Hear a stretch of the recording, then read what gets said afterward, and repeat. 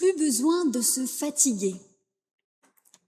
Le téléphérique vous emballe 50 personnes dans une cabine rouge, après quoi les câbles portent, tirent, bref, font le reste, et vous voilà déposé à 3000 mètres d'altitude devant un panorama grandiose. Ça ne coûte pas d'effort, ça ne coûte que de l'argent. On s'habitue aux solutions rapides et faciles.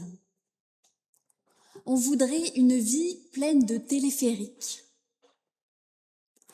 Pour ce qui est de croire, par exemple, on voudrait bien croire, mais à condition qu'on nous tire en vitesse sur le sommet où tout nous sera révélé d'un coup. On attend du prêtre ou du pasteur qu'il nous soit un téléphérique de la foi, capable de nous déposer en 3 phases sur les hauteurs où il n'y aura plus de questions. On en veut à Dieu de nous laisser aller sur nos jambes. Pourtant, c'est bien sur ces jambes que va le vrai montagnard. Il n'y a pas, il faut se fatiguer, il faut chercher soi-même, il faut croire soi-même. Il y a dans toute vie une montagne sainte. Mais depuis toujours et jusqu'à toujours, on n'y monte qu'à pied, par un sentier étroit et difficile.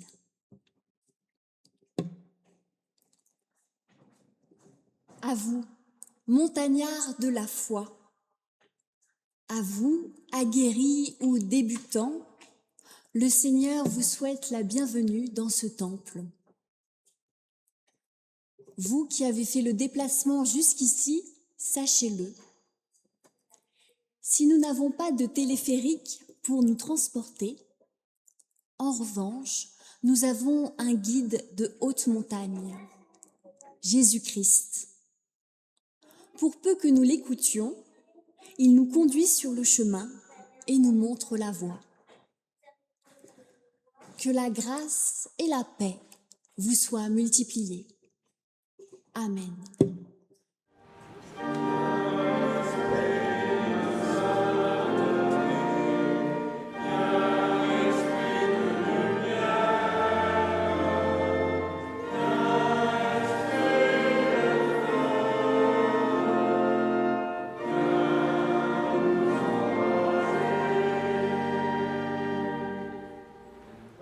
Vous pour la louange. Heureux les pauvres en esprit, car le royaume des cieux est à eux. Heureux ceux qui pleurent, car ils seront consolés. Heureux ceux qui sont doux, car ils hériteront la terre. Heureux ceux qui ont faim et soif de justice, car ils seront rassasiés. Heureux ceux qui sont compatissants, car ils obtiendront compassion. Heureux ceux qui ont le cœur pur, car ils verront Dieu. Heureux les artisans de paix, car ils seront appelés fils de Dieu. Heureux ceux qui sont persécutés à cause de la justice, car le royaume des cieux est à eux. Heureux êtes-vous lorsqu'on vous insulte, qu'on vous persécute et qu'on répand faussement sur vous toutes sortes de méchanceté à cause de moi. Réjouissez-vous et soyez transportés d'allégresse, parce que votre récompense est grande dans les cieux. Car c'est ainsi qu'on a persécuté les prophètes qui vous ont précédés.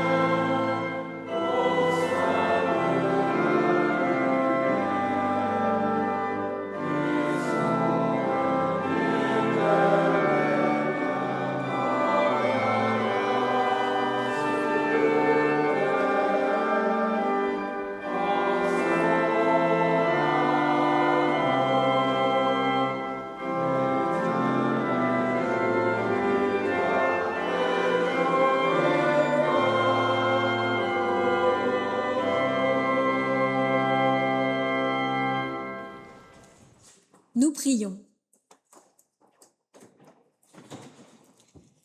Seigneur, qu'il est raide le chemin de la foi, que nos jambes ont du mal à nous porter, que nos cœurs sont longs à croire et notre orgueil difficile à abandonner.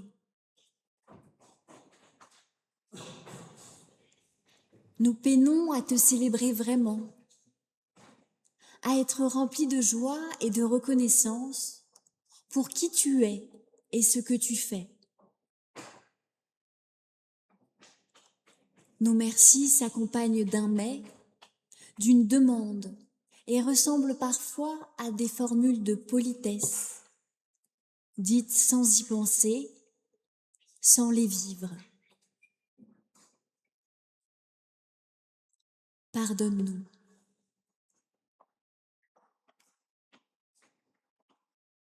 Que ton esprit nous donne ta grâce et ta paix. Que nous en soyons remplis, afin que tout notre être te célèbre, habité d'une vraie joie.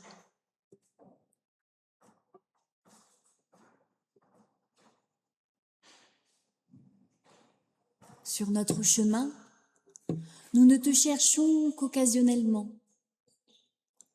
absorbés par les cailloux, les racines qui peuvent nous faire trébucher. Nous restons le regard rivé au sol, cherchant à anticiper la prochaine embûche, le prochain trou, et nous ne te cherchons plus vraiment. Pardonne-nous.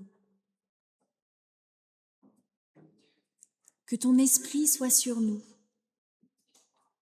qu'il élève notre regard et nous remplisse de confiance,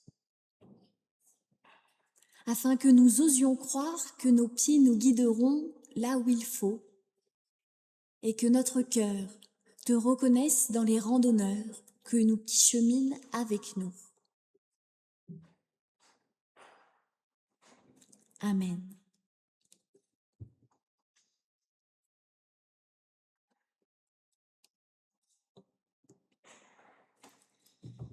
Et voici ce que nous rappelle l'apôtre Pierre dans sa première lettre au chapitre 5.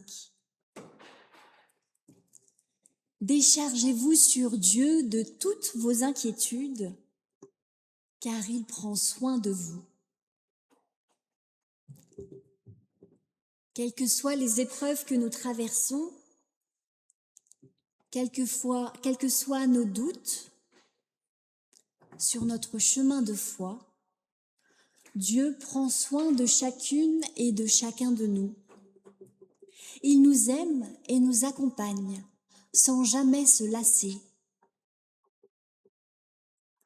Et nous nous devons de lui faire entièrement confiance, de nous décharger sur lui, sans honte et l'esprit en paix, comme des enfants qui s'abandonnent dans les bras de leurs parents. Déchargez-vous sur Dieu de toutes vos inquiétudes, car il prend soin de vous. Amen.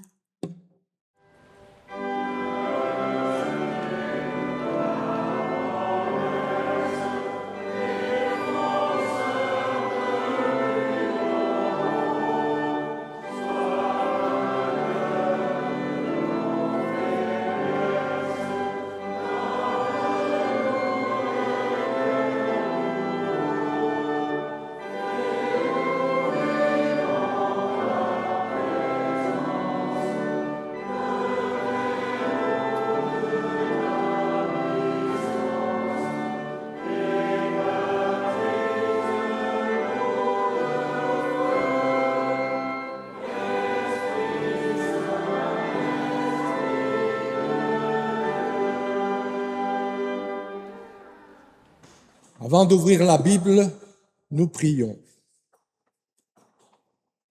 Éternel notre Dieu, nous allons ouvrir la Bible.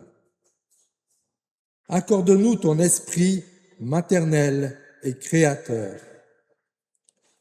que ces mots anciens te révèlent aujourd'hui, à nous qui désirons vivre en disciples de Jésus, le Christ, notre frère. Que ta parole s'élance, nous rassemble et nous transforme. Amen. Et nous reprenons la lecture de dimanche dernier. Pour ceux qui étaient là, ce sera donc le texte que vous connaissez bien, et nous le relisons aujourd'hui. Il se trouve dans la première épître de Pierre, chapitre 1, versets 1 à 9. Pierre, apôtre de Jésus, à ceux qui ont été choisis et qui vivent en étrangers dans la dispersion, dans le Pont, en Galatie, en Cappadoce, en Asie et en Bithynie, tels qu'ils ont été désignés d'avance par Dieu, le Père, dans la consécration de l'Esprit, pour l'obéissance et l'aspersion du sang de Jésus-Christ. Que la grâce et la paix vous soient multipliées.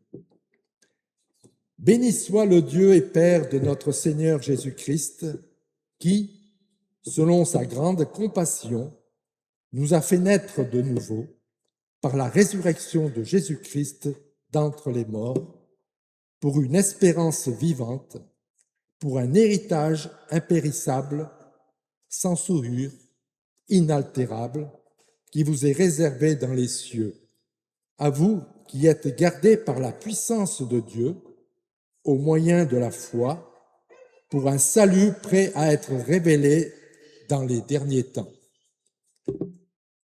Ainsi vous êtes transportés d'allégresse, quoique vous soyez maintenant pour un peu de temps, puisqu'il le faut, attristés par diverses épreuves, afin que la qualité éprouvée de votre foi, bien plus précieuse que l'or périssable, quoique éprouvée par le feu, se trouve être un sujet de louange, de gloire et d'honneur à la révélation de Jésus-Christ. Vous ne l'avez pas vu, mais vous l'aimez. Maintenant même, vous ne le voyez pas, mais vous mettez votre foi en lui et vous êtes transportés d'une joie indicible et glorieuse, tandis que vous obtenez le salut comme aboutissement de votre foi.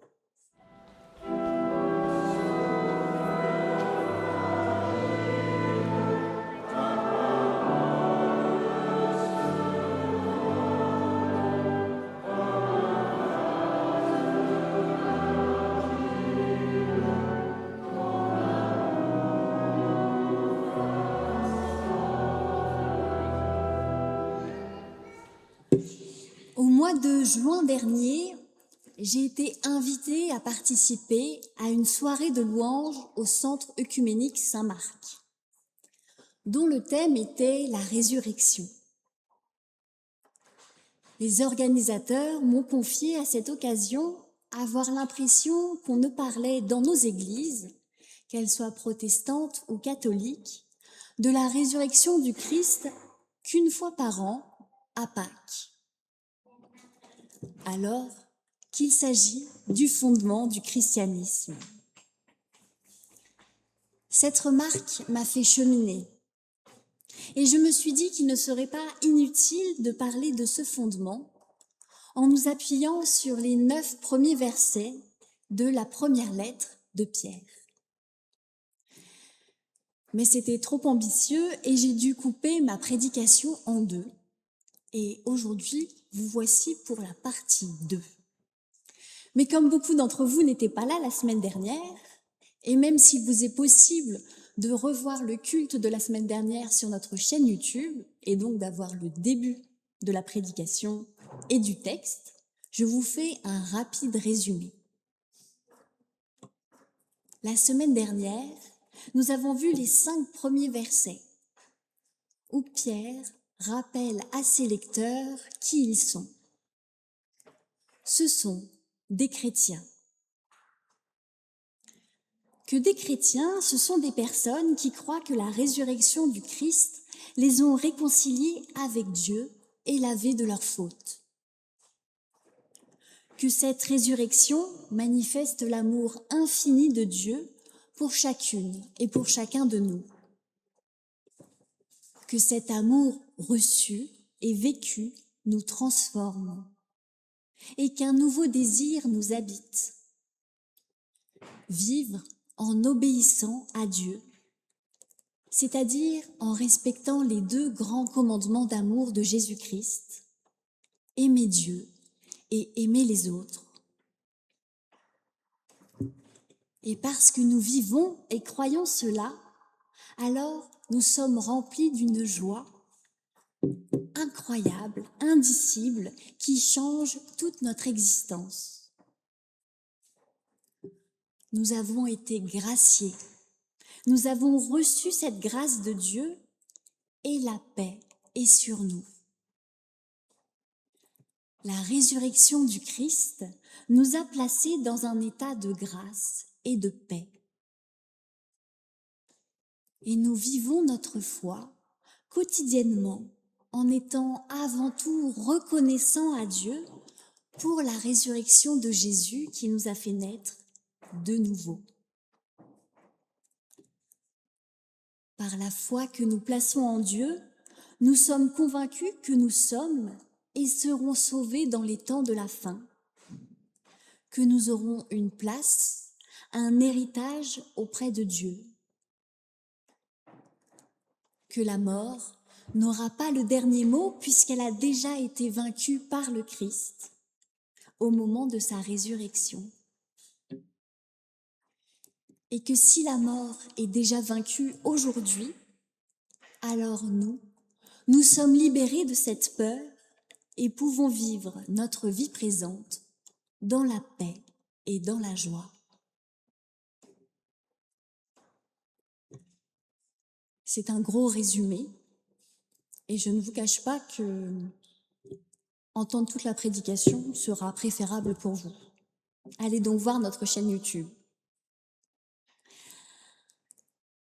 L'important à retenir, c'est cet état de grâce et de joie dans laquelle la résurrection nous place. Et aujourd'hui, nous allons nous pencher sur les versets 6 à 9, voir ce que cette résurrection change dans notre vie. Je vous relis le début du passage, les versets 6 à 7. Ainsi, vous êtes transportés d'allégresse, quoique vous soyez maintenant, pour un peu de temps, puisqu'il le faut, attristés par diverses épreuves, afin que la qualité éprouvée de votre foi, bien plus précieuse que l'or périssable, quoique éprouvée par le feu, se trouve être un sujet de louange, de gloire et d'honneur à la révélation de Jésus-Christ. C'est dense. Pour Pierre, la résurrection de Jésus a des effets visibles et concrets, essentiellement lorsque nous traversons des épreuves, des moments difficiles. Mais cette semaine, j'ai profité du mois d'août assez calme pour visiter des personnes, des membres de notre communauté, et elles m'ont toutes dites, d'une manière un peu différente, la vie, c'est pas facile. Et j'ai répondu, c'est vrai, la vie, c'est pas facile. La vie, c'est facile pour personne. Et les moments difficiles, il y en a constamment. Que l'on soit pauvre ou riche, nous nous retrouvons tous face à des épreuves. La mort d'un proche, une querelle avec un ami, la perte de son travail, la maladie, une catastrophe naturelle qui dérègle notre vie, le sentiment de ne pas vraiment être aimé. Je ne connais pas une seule vie qui soit facile, sans grand ou petit bouleversement, sans grande remise en question, sans que l'on se demande un jour pourquoi.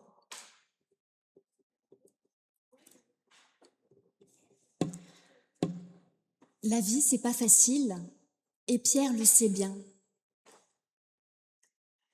Mais il sait aussi que dans sa vie pas facile, il y a quelque chose qui le soutient, qui le réconforte et qui lui donne de la joie. Savoir et croire que le Christ est ressuscité, qu'il a vaincu la mort et qu'il a sauvé quiconque met sa confiance en lui.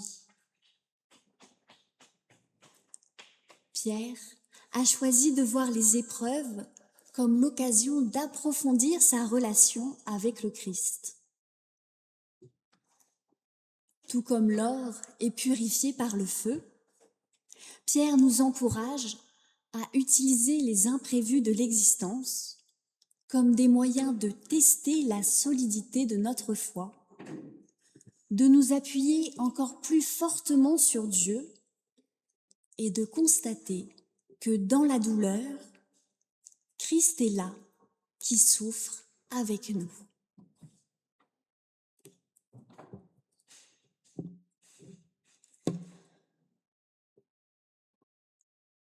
Ces mots, je ne pourrais pas les dire sans connaître des personnes qui les vivent pleinement. Et j'espère que vous avez eu, vous aussi, la chance de rencontrer des chrétiens et des chrétiennes qui resplendissent de joie et de paix, alors que leur vie et celle de leur entourage est une série d'épreuves et de malchances.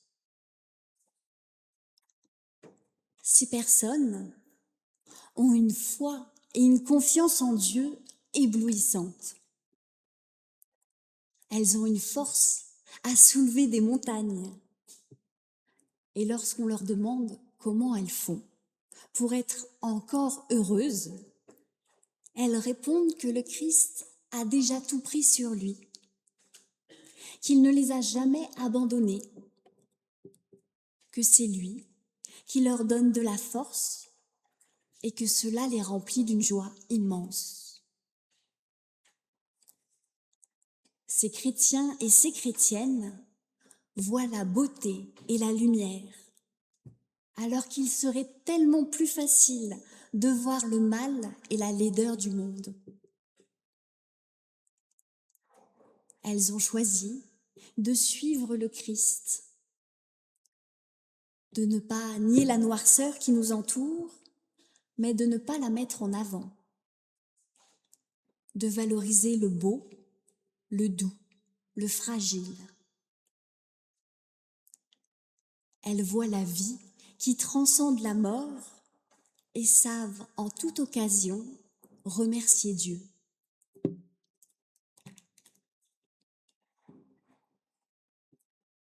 Avec le Christ, elles vivent les paroles des béatitudes que nous avons entendues pour la louange.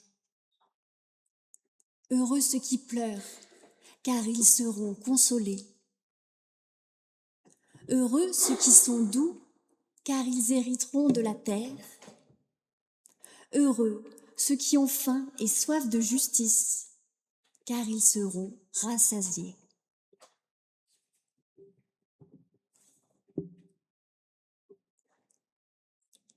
C'est cela, un des effets concrets de la résurrection dans notre vie.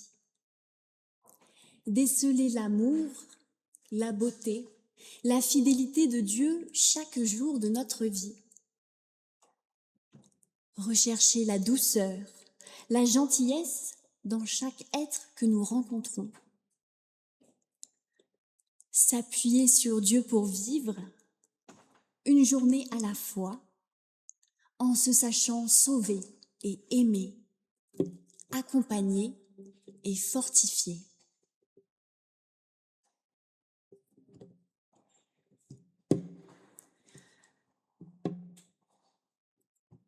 Attention, je ne dis pas que nous devons être joyeux parce qu'il nous arrive un malheur, mais que quand un malheur nous arrive, notre foi nous permet d'être heureux quand même. Savoir que Christ a traversé les mêmes épreuves, qu'il nous accompagne encore pour franchir les obstacles, nous transporte d'allégresse. Nous ne sommes pas seuls.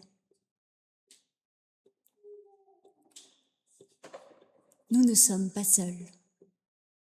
Croire cela change la façon dont nous affrontons les difficultés.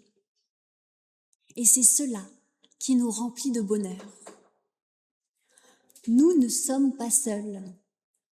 Et nous avons un guide, la seule personne qui a vaincu la mort et qui peut nous apprendre à vivre vraiment. Jésus-Christ est avec nous.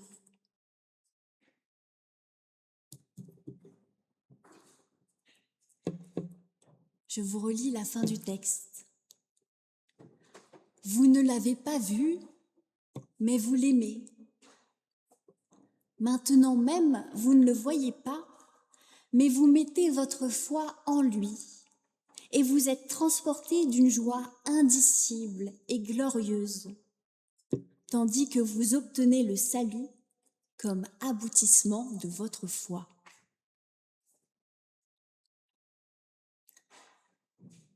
C'est ma conclusion. Ces 2 derniers versets racontent le grand mystère de la foi. La foi nous permet d'aimer quelqu'un que nous ne voyons pas. La foi nous fait grandir et fortifie notre relation avec Jésus-Christ alors que nous ne pouvons pas prouver son existence à nos côtés. La foi nous permet de traverser les imprévus et difficultés de la vie en étant traversés d'une joie inexprimable. La foi nous fait ressentir l'amour que Dieu a pour nous, aussi fortement que nous ressentons l'amour que nos proches ont pour nous. La foi nous permet de croire et de vivre de la résurrection du Christ en étant remplis de l'espérance que cela nous sauve. La foi, vécue pleinement, nous sauve chaque jour de la peur, du repli sur soi, de la colère, de l'amertume, du sentiment d'injustice, de toutes ces émotions qui traversent notre vie et qui ne sont pas faciles. Les obstacles, les épreuves sont toujours là. Il y en a toujours autant, mais nous ne les vivons plus de la même façon. La foi transforme notre vie et nous sauve.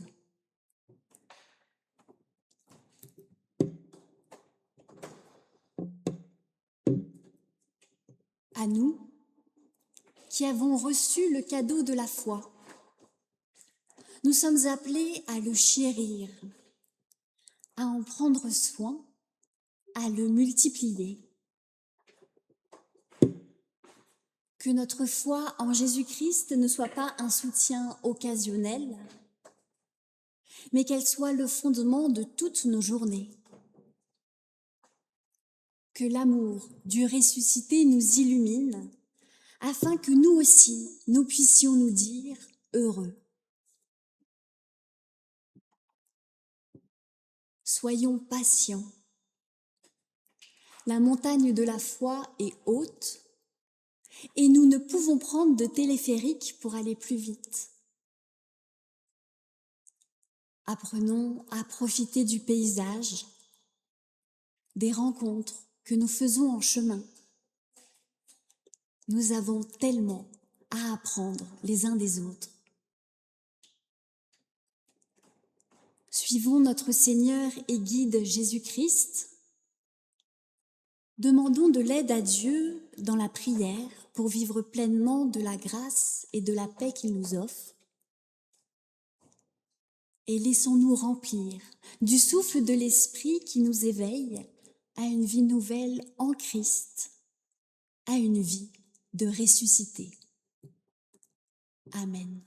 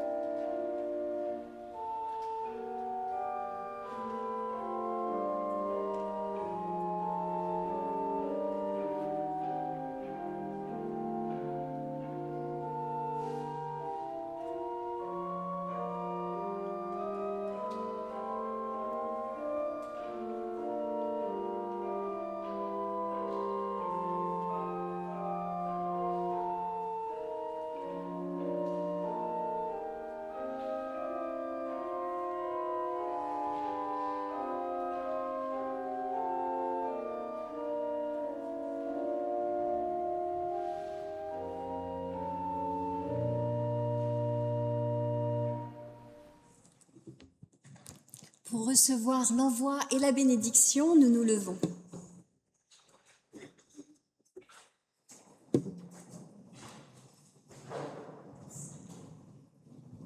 Vous ne l'avez pas vu, mais vous l'aimez. Maintenant même, vous ne le voyez pas, mais vous mettez votre foi en lui et vous êtes transportés d'une joie indicible et glorieuse, tandis que vous obtenez le salut comme aboutissement de votre foi. Dieu, source de toute grâce, vous a appelé à participer à sa gloire éternelle, dans l'union avec Jésus-Christ. Lui-même vous perfectionnera, vous affermira, vous fortifiera et vous établira sur de solides fondations. À lui soit la puissance pour toujours. Amen.